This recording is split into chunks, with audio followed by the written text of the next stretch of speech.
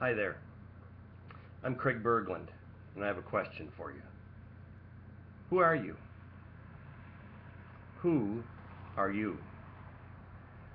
You know, one of the most important things I believe the emergent church movement did early in its history was to refuse to write a statement of belief.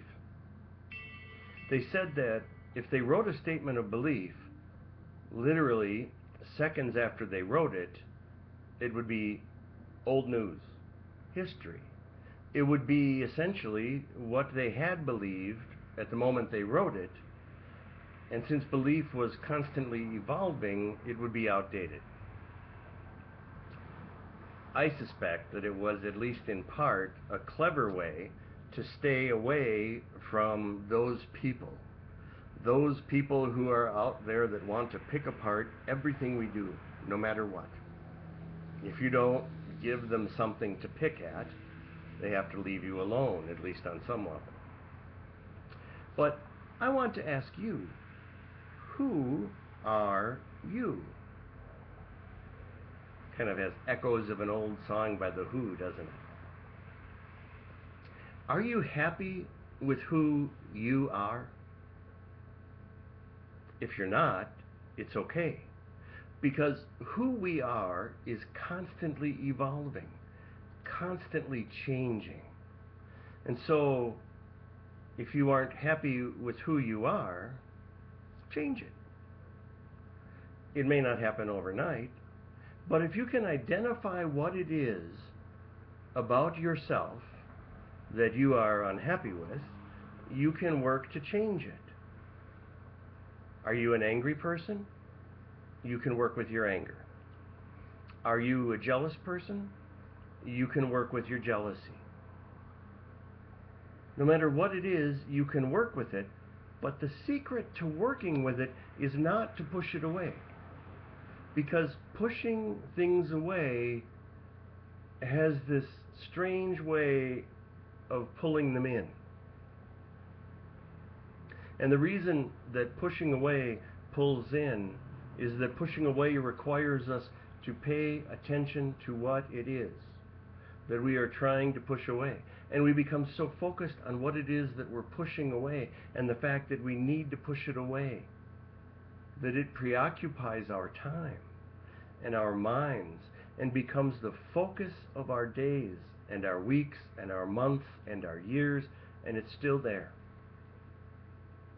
The alternative, of course, rather than pushing those things away we need to change, is to embrace them, to treat them kindly, to recognize that they most likely come out of a part of ourselves that has been wounded.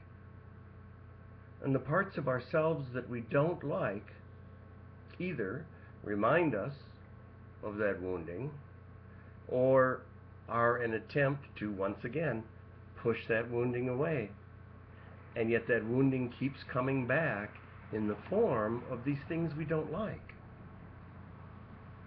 Who I am is a product of an almost limitless number of possibilities from my past.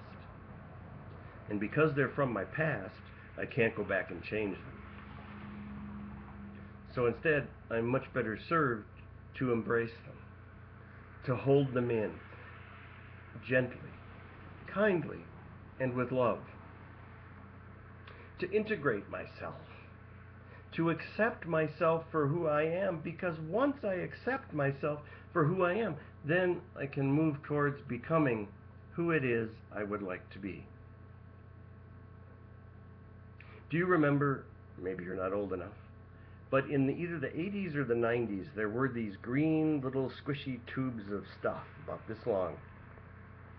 And if you held them in your hand, they stayed there.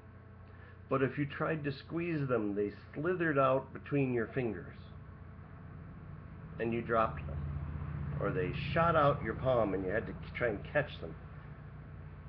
That's how we need to hold on to ourselves. Loosely. In fact, that's how we need to hold on to everything, is loosely. Gently. Caring for it, but not trying to squeeze the life out of it by squeezing it in an attempt to make sure it never gets away from us.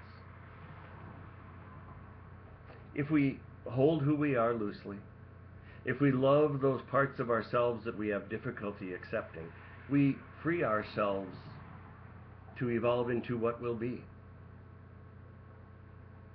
It sounds so easy, but it is hard work. The truth is, though, there's no time to start like the present moment. Until next time, I'm Craig Berglund. Namaste.